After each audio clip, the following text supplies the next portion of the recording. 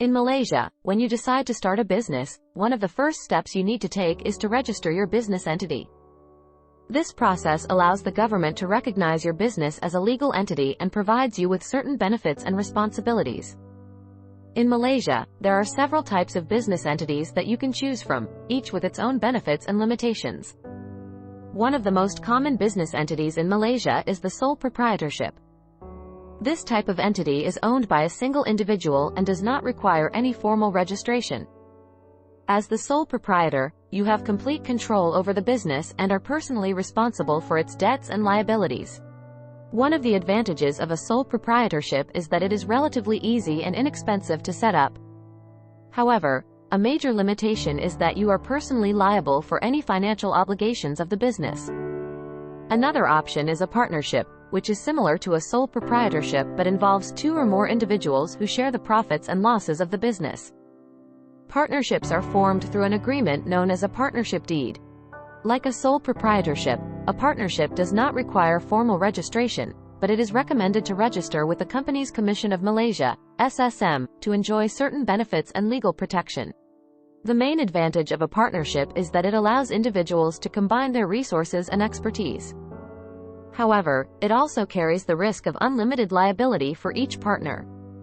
For those looking for more legal protection and structure, a private limited company, Sendirian Berhad or SDNBHD, is a popular choice. This type of business entity is considered a separate legal entity from its owners and offers limited liability protection. This means that the shareholders are not personally liable for the company's debts and liabilities. To register a private limited company, you need to submit the necessary documents such as the Memorandum and Articles of Association, along with a registration fee, to the SSM. The benefit of a private limited company is that it allows for easier access to funding, professional credibility, and the ability to attract investors.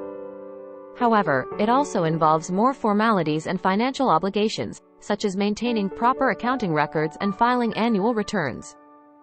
A variation of the private limited company is the public limited company, Berhad or BHD, which is suitable for larger businesses with plans to raise capital through public offerings. Unlike a private limited company, a public limited company can offer its shares to the public and be listed on the stock exchange. This allows for greater access to capital but also comes with more regulatory requirements and scrutiny. In addition to these commonly known business entities, there are other options available, such as the Limited Liability Partnership, LLP, which combines the benefits of a partnership and a private limited company. An LLP provides partners with limited liability protection while still allowing flexibility in decision-making. Once you have decided on the type of business entity that suits your needs, it's time to go through the registration process. The specific registration procedures may vary depending on the type of entity, but generally involve submitting the relevant forms, documents, and fees to the SSM. It is also important to check if there are any additional licensing or regulatory requirements specific to your business activity. Overall, registering your business entity in Malaysia is crucial for establishing your legal presence and gaining access to certain benefits and protections. Whether you choose a sole proprietorship, partnership, private limited company, or another entity type, it is important to consider the benefits and limitations of each option before making your decision. In Malaysia, when you decide to start a business, one of the first steps you need to take is to register your business entity.